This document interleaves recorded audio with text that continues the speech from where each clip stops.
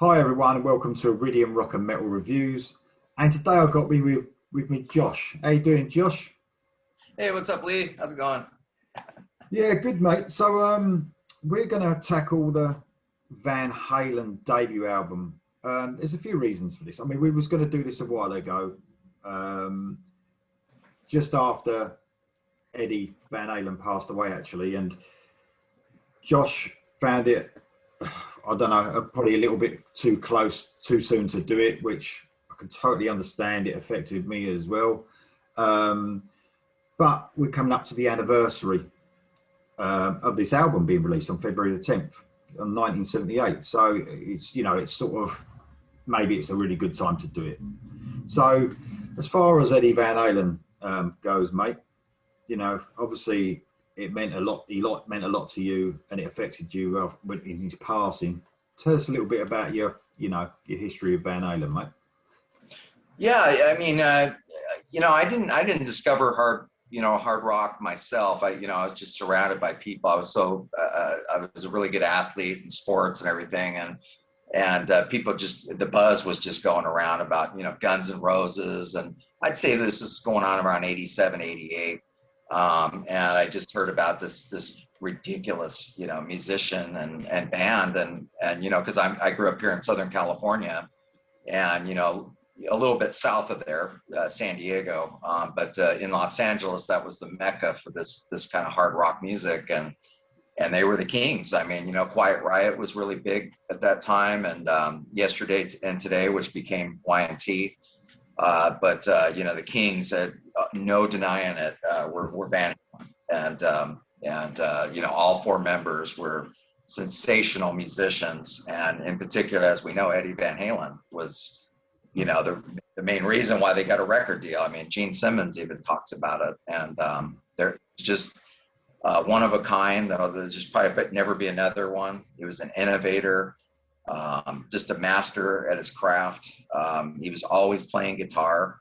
He wasn't about being a rock star. It was always about the music, and it carries off. I think people that see him at the shows or they listen to the record, they know even if they don't play guitar, they know what they're hearing is genius, and there'll never be another one. And like you were talking about, it really hit me hard and hit a lot of the musicians and the bands that I love so much, all of them just as equally hard.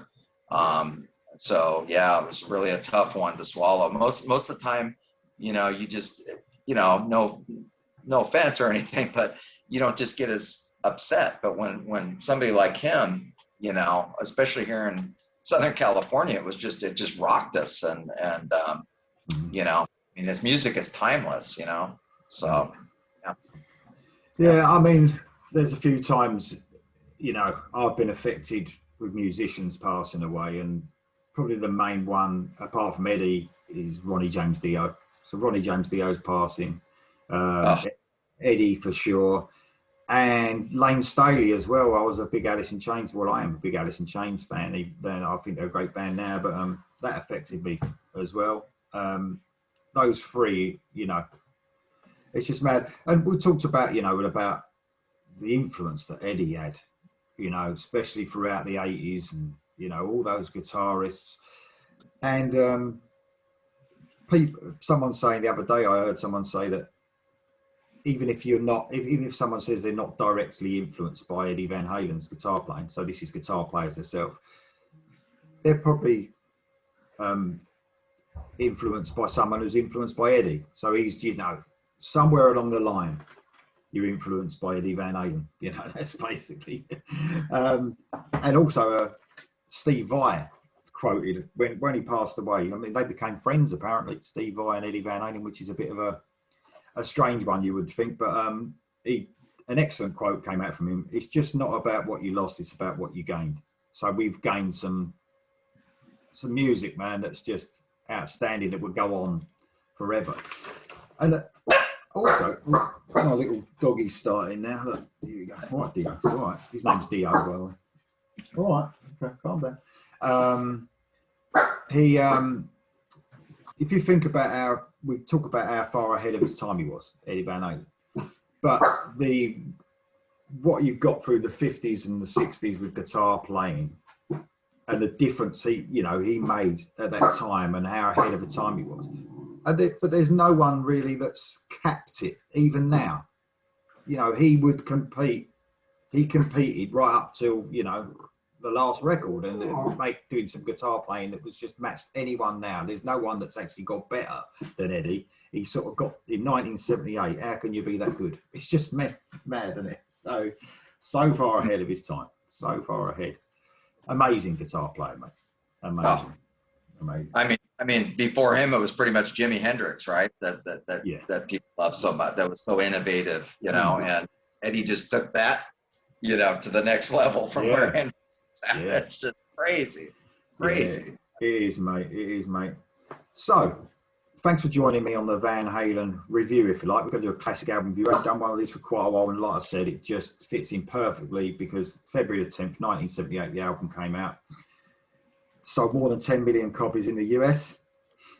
Produced by Ted Templeman, who was the producer, obviously, for a load of Van Halen albums. I'm not sure if it was all of them, but what a producer. Just brought out the best in the band. Every instrument just was right up there in the mix, even in 1978, which was quite amazing in itself. 3 weeks to record this, mostly recorded live, which is no surprise because it sounds so energetic. This album, sounds like a live album. Cost $40,000 to produce, and obviously went on to make God knows how much. The classic lineup, we don't even have to mention them. We're going to talk about them as the record goes on anyway, as we go through it. So what we do in this, we take turns on talking about the tracks, and you're going to do the odd numbers for me, mate, if that's okay. 11 tracks to talk about, starting with Running with the Devil. Fantastic track, the album opener. What a great album opener. You always talk about that being really important for bands, and you know, setting the tone for the record, and no doubt it's a big hit for them, big single. And love the bass guitar, the thumping bass that Michael Anthony comes in. He's such a groove, player, and always kept that thumping bass, and you can almost feel like the amp is vibrating. It's so intense. And the car horn blare, at the beginning, I love that. There's just nothing else like it. Like I said, many writers at the time said they were the band that pretty much saved rock and roll, because at that time it was kind of going disco and a lot of things, and here they come in with the. I mean, I can just imagine, these hard rock fans in 1978 listening to this, just going, "What is this? Like, this is just, out of this world, Yeah. So, and Roth with his attitude and the backing vocals with Michael Anthony, the live feel to it. I think we both enjoy the straight ahead approach. There's not a lot of nuance, not a lot of subtleties to this. It's just, right out of the gate, they want to let you know they are, a fun live band. It's almost like listening to a live show when you're listening to a Van Halen record. So, I think you capped it there, mate, saying when you say fun. I mean, and it's strange that we got, Dave Lee Roth is not right up there at the top echelons of, vocal ability. I think no one would argue with that. No. but it's funny, isn't it, how you got Michael Anthony, Alex Van Halen and Eddie Van Halen, who are experts at their craft, absolutely amazing musicians technically. But Dave Lee Roth just fits straight in with this band amazingly. Like it's mad. I don't think he'd ever feel like inferior to these musicians though, because he's the person he is. He probably never felt that way because he's so sure of himself. So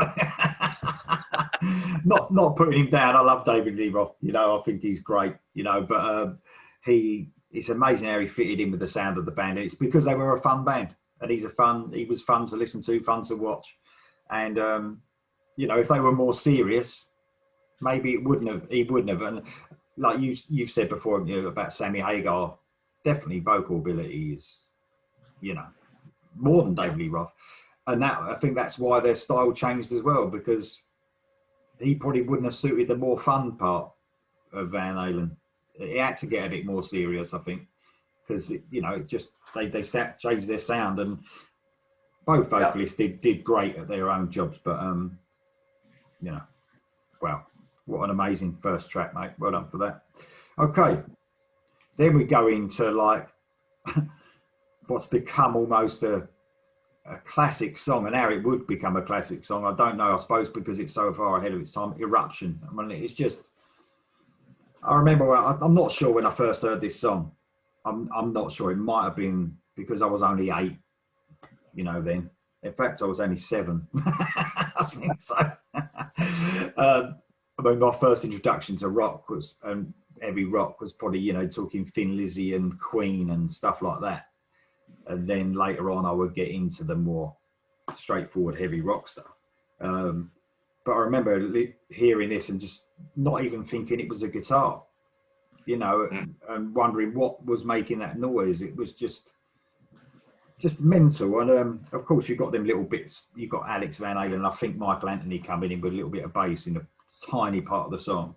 But for me, instrumentals were never a favourite of mine. But this has just grown and grown and grown. And this has even become the top of all-time Van Halen songs in certain people's worst to best lists.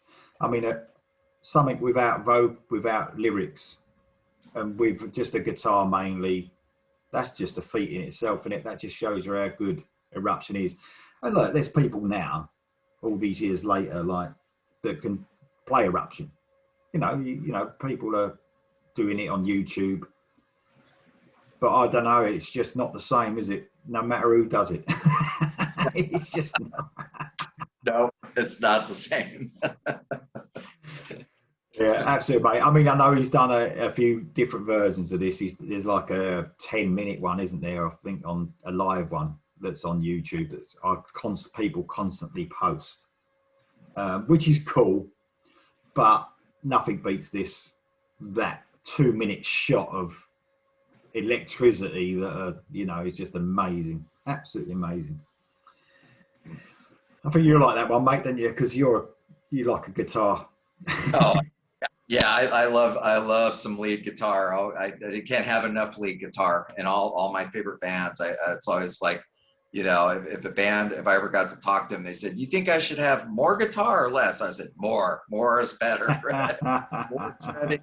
Because I actually like, growing up, a lot of the players that I was around, they liked the instrumental stuff, and they turned me on to, Steve Vai, which you mentioned earlier, and they turned me on to Joe Satriani, Yngwie Malmsteen. So I do like a lot of the instrumental, but at the end of the day, I like it with vocals more, but I'm totally great with an instrument. And this is just, you can't beat the Eruption. It's the start, it's the be all end all, of instrumentals. And everybody wanted to mimic that style he's doing, so phenomenal.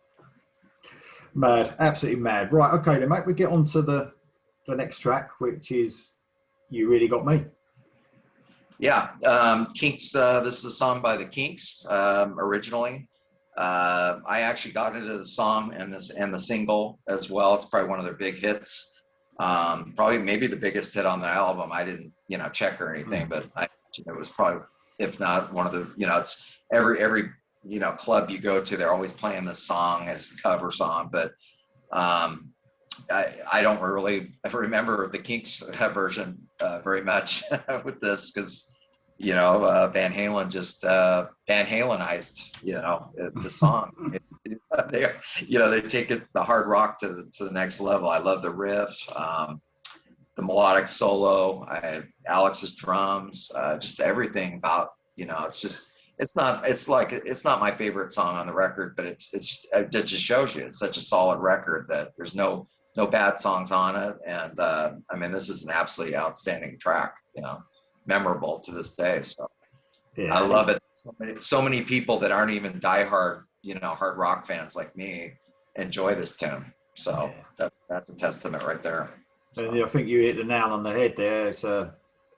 anyone thinks of this song, they think it's a Van Halen song, because there's not many bands that do that, take a cover version and make it more famous than the original. It's just, it's absolutely mad. It's a really good rendition. I'm a bit like you. It's not my favourite on the album, but I'm not a fool. Even though it does sound, it is a Van Halen song in my head. It's just become a Van Halen song. I'm not a big fan. I'd rather hear original material from all bands. I'm just one of those people. But it's a great rendition of the song, and it's become a Van Halen song, if you like. So that's good, mate. Next is one of my favourites from Van Halen they've ever done. Another single, and Ain't Talking About Love. That unmistakable little guitar melody at the beginning. What a groove to the song. Like that cool flange effects going throughout this song as well on the guitar. David Lee Roth with his little bit of talking 2-minute mark, that he done many times in his, throughout the Van Halen career. Man, this is just an amazing song. And the thing is, this guitar solo wise, didn't have the best guitar solo in this, but it was a melody, which I like. There's 2 of them. And it just, that's all it did. But it was just, obviously when you're talking about Eddie Van Halen, you talk about speed and shredding and just amazing technical ability. Sometimes just a melody is what you need in a song. And I love it, man. Ain't Talking About Love. One of the best songs they've ever done. Easy. Okay. 100% agree. It's got to. I guess you could call them, when you talk about staple songs. Yeah. That was one of the Van Halen staples, no doubt. And here in California, any club that you ever walked into, they always play that song. So everybody loves that song. It never gets old. You never get tired of listening to it. So yeah. Okay then, mate. So the next one is, if you like, even though this is an album full of, famous greatest hits, if you like, it's the greatest hits. Every song is a hit. The next one is, I suppose, the first, more of a deeper cut. I'm the One. Yeah. Over to you, mate. Yeah. I've always debated whether this song or I'd say Ain't Talking About Love is still my favorite song, but this would be number 2, my second favorite song on the record. And it's definitely my favorite deep album cut. And it's like the deep album cut of deep album cuts. And when I discovered this record, I was kind of actually surprised that it wasn't a single. I thought this would be like Ted Templeman and Mo Austin. I think he was one of the guys that discovered them, or even Gene Simmons. All the people that were around the band. I thought, that they would put this as a single. I was really shocked that it wasn't. But they know better than I do. So, but I just absolutely love the doo-wop. I guess they call it backing vocals, almost like from the 1950s. Like Chubby Checker. It's really cool what they're doing vocally there. And Michael Anthony's ridiculously high vocals, are fabulous, because he's not just a great bass player, he's a great singer. Oh yeah. Just throughout the song, they're just amazing vocals. And Eddie, there's certain songs where he's not really soloing a lot, but it feels like this whole song he's just like noodling and it's like song, like you talked about a lot in your on your show, is a song within a song, and Eddie's doing all this stuff that's it's like it's far beyond my guitar, but what I could ever do on a guitar, and many people actually. So, but it just, he's just doing it throughout. So, typically I like the format of opener, and then you go into the verse, and then a pre-chorus, and a chorus, and a bridge, and all that. And it just, with Eddie, you don't know where the solo's coming from. No. It could be at the beginning or right at the very end, the outro. It could, and just throughout, he's just. And this song, I wrote down that it's a mix of a little bit of fun, but also a little serious. A little bit on both sides, that they have that. So it's not just fun, that serious side too of musicianship. And I don't know, man. I can't go on. I could go on and on about this song. It's just top 5 all-time Van Halen songs. Yeah, I remember when I first heard this, or when I was younger, when I used to listen to this, and the doo-wop bit. Because I remember that was like 1978, and I probably heard it early 80s, and I didn't like it. I thought, oh, what's that all about? Becoming I was a metalhead, obviously, and the doo-wop. But then you realise, you've come to learn that that's Van Halen altogether. You know, they would just do anything on a record and say, here we go. Do you know what I mean? We don't care. You know, absolutely superb. Yeah. Okay then, mate. So then we go on to the next sort of more. Well, I think this was a single actually, but I'm not 100% sure. I think it was, but obviously it's not as well known, I suppose, as the other singles. If it is a single, I apologise if I believe it was a single. There's a certain coolness about this track. It sounds really cool. You know what I mean? It's got a really cool groove to it. Brilliant, quiet little breakdown with some great backing vocals again. And we've mentioned the backing vocals, man. It's just, they just lifted the band up even more. You know, I think without them backing vocals, what would Van Halen have sounded like? You know, it would have been, they needed that in there. So great solo. Again, follows the melody of the song. You know, if you want to compare something the opposite, you'd be thinking now Hot for Teacher or something. This has got the opposite. This is just following the melody of the song, whereas Hot for Teacher was just like mental, you know. But I love Jamie's Crying.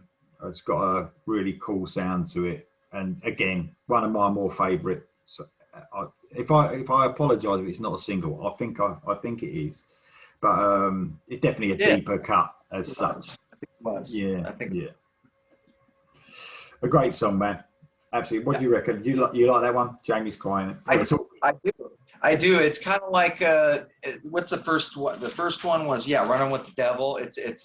They're both it's similar, kind of maybe in tempo, and you know they're both I'm pretty sure both singles. And I know I heard Jamie's Crying a lot on the radio, so I'm pretty sure. And if it wasn't, it was a really popular song from them, you know. Definitely. And well, it's a great Sticks album, isn't it? So, yeah, it's you know it's stood the test of time, and you can still listen to it and enjoy it on the radio. So, yeah. Okay then, mate. So, you know, you've never spoken about this song, but I've got a feeling you like this one, Atomic Punk. Oh, gosh, yeah, one of my probably top 10 all-time Van Halen. I have quite a few on this record that it would make my top 10 list. So it just shows you how ridiculously good this album is. And Atomic Punk is outstanding track. The blazing, you know, heavy main riff is just, it's signature. It's this, you know, if you talk to a guitar player that loves Van Halen, they'll say this is one of the main guitar riffs that they always want to play, or they think of when they think of Eddie Van Halen. You know, there's not a lot of soloing on this song. There's not a lot of, you know, proper guitar stuff, but you know he's noodling and doing what he does, but so much inventiveness with you know the riffs, his palm muting, tapping, bends, harmonics, just so much stuff going on. Now like I said with Eddie, it's just crazy that it made all musicians and people that play guitar try to figure out what he was doing, because you know, and what's amazing about him is a lot of these guys that are shredders, they don't play within the song. They just want to kind of go off and show off skills. And it's not that, but Eddie was such a great songwriter. I wanted to throw that in there. Such a great songwriter that if that part didn't call for the song, it wasn't in there. You know, maybe he'd play it live, maybe on the live shows, he'd do some of those parts maybe that he wanted to do. Not if it didn't fit the record, it's out, you know. And I love that. That's another one I want to throw in. That excellent point. Yeah, never like, you know, the song came first, even though all them brilliant bits of noodling, like you said, but the song came first, which is the most important thing. And that Atomic Punk, that was more the sort of serious sort of side of them at times, a bit like Light Up the Sky from the next album, that sort of sound. Yeah, absolutely brilliant track that. Okay, Yeah. so this next one as well is fantastic, man. Feel Your Love Tonight. Oh, it's just, Oh, I mean, man, this is fun. This is what Van Halen are all about.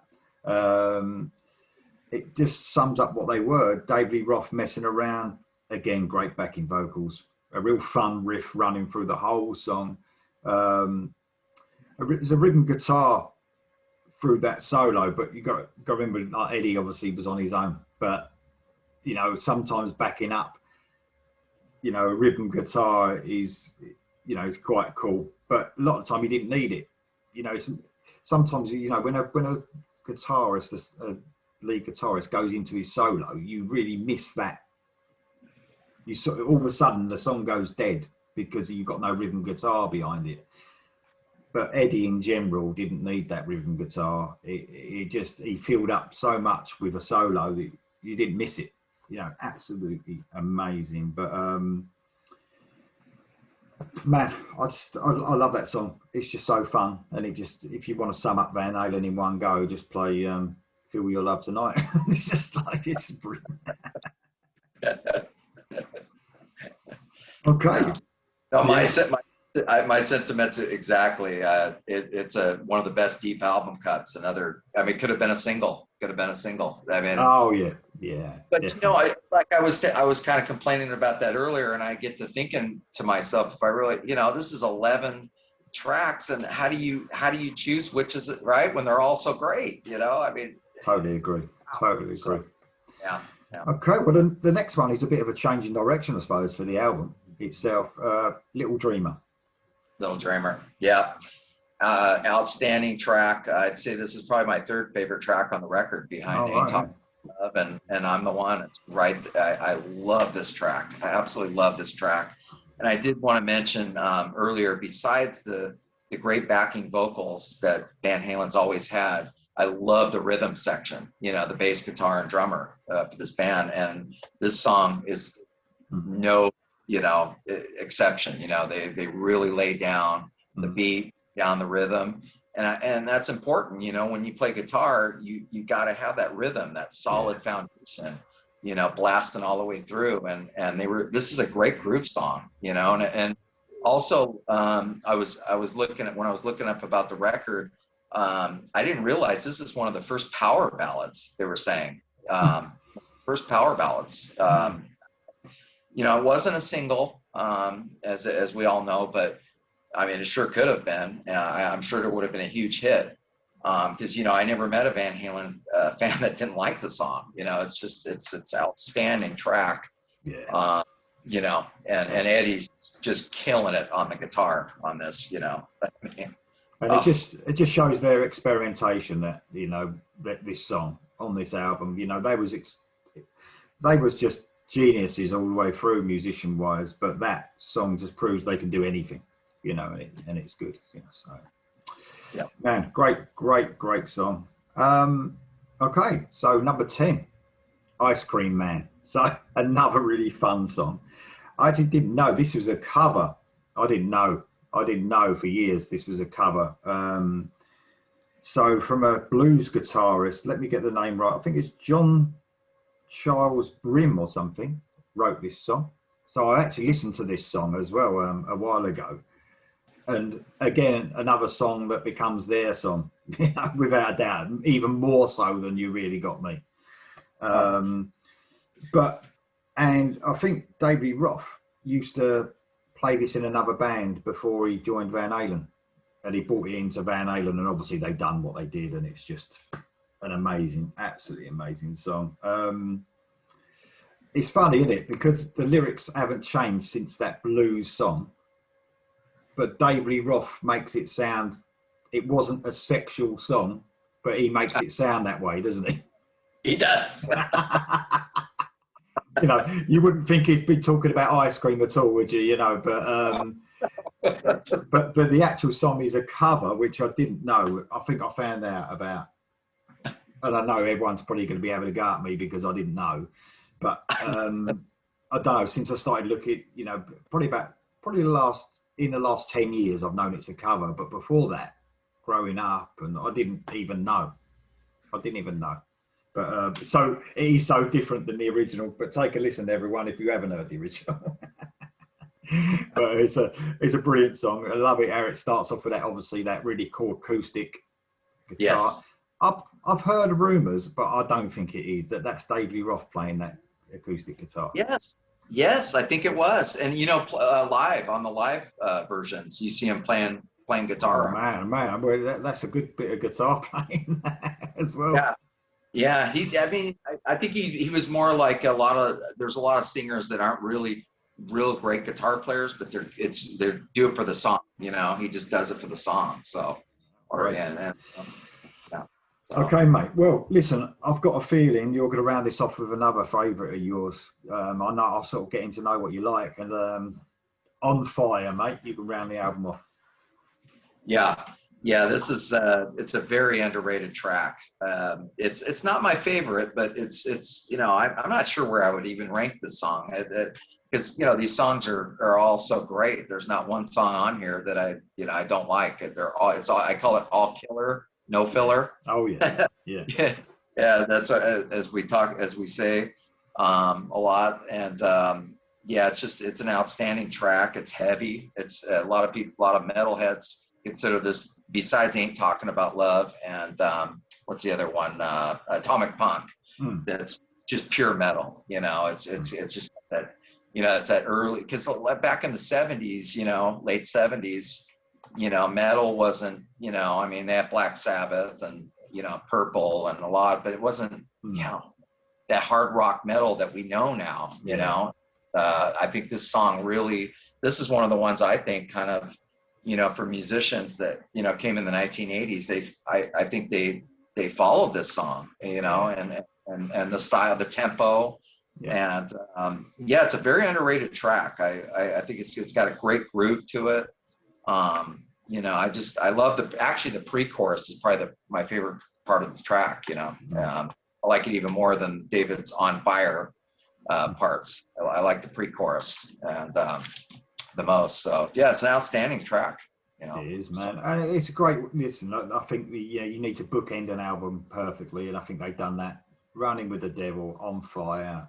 It's a great beginning and a great end.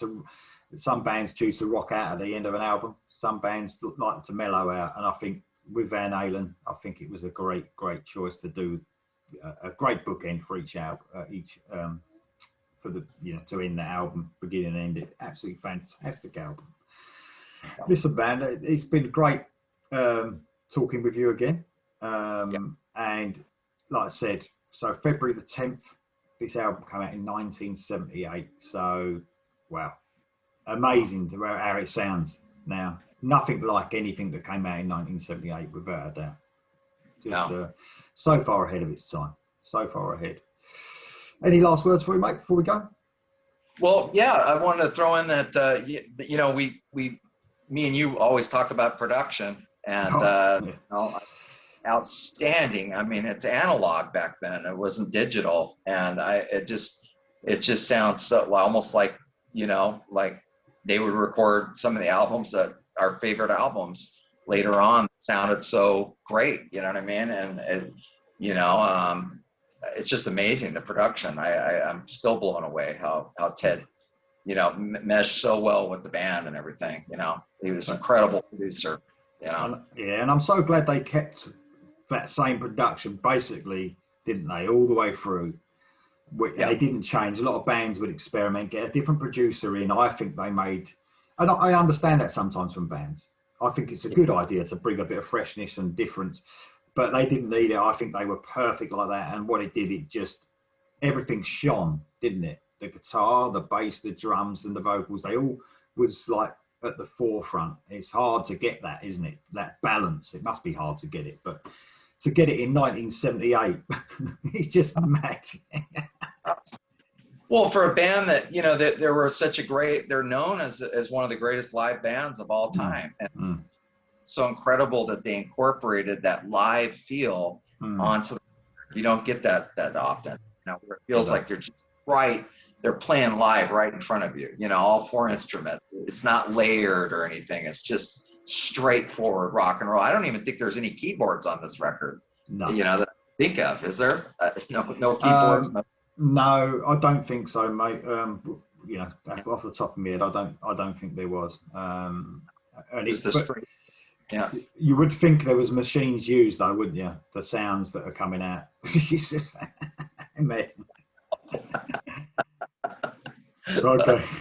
Oh, all right then, mate. Well, listen, thanks for joining me. And we'll catch up and do some more. Definitely. All right. Sounds great. All right, thanks, everyone. Just obviously, everyone knows what we think of Van Halen. Let us know what you think of the album underneath. Is it their best album?